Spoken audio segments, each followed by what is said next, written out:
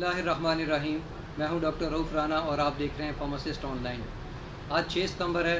तमाम अहले वतन को यौम दिफा मुबारक हो। इसी दिन की मुनासबत से आज हम चाय का ज़िक्र करेंगे और उसके फ़वाइद के बारे में गुफ्तगू करेंगे। आप सोच रहे होंगे कि 6 सितंबर और चाय का क्या ताल्लुक़ है, तो मैं आपको बताता हूँ कि चाय के लिए सबसे ज़्यादा जद्दोजहद भारत ने की है। ये 6 सितंबर 1965 को चाय पीने आए थे और 27 फरवरी 2019 को इन्हें चाय पिलाई गई। 54 साल का तवील इंतज़ार, शौक़ जस्तजू के क्या कहने। अब बात करते हैं चाय के फ़वाइद के।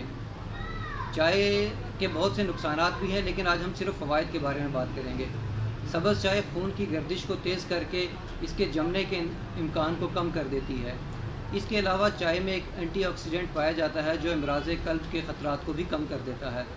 कुछ साइंसदानों के ख़्याल में जिस्म में डिहाइड्रेशन में जितना मौसर किरदार पानी का है, चाय की अहमियत को भी इससे कम नहीं किया जा सकता। आप यकीन करें या ना करें, लेकिन हकीकत ये है कि चाय के रोज़ाना और बाकायदा इस्तेमाल से ना सिर्फ दांत मजबूत होते हैं बल्कि दांत साफ़ भी रहते हैं।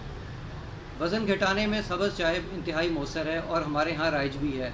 इसका बाकायदा इस्तेमाल वज़न कम करने में मदद देता है, क्योंकि चाय कैलोरीज़ को अखराज जो होता है उसमें ज़्यादा मददगार होती है, इसलिए वज़न जल्दी कम कर देती है। चाय याददाश्त के खुलियों को भी मजबूत करती है, जिससे हम अल्ज़ाइमर जैसी बीमारियों से बच सकते हैं।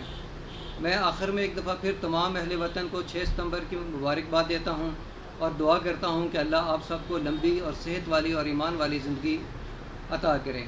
और इंडिया के लिए message, the tea is fantastic. अल्लाह हाफ़िज़।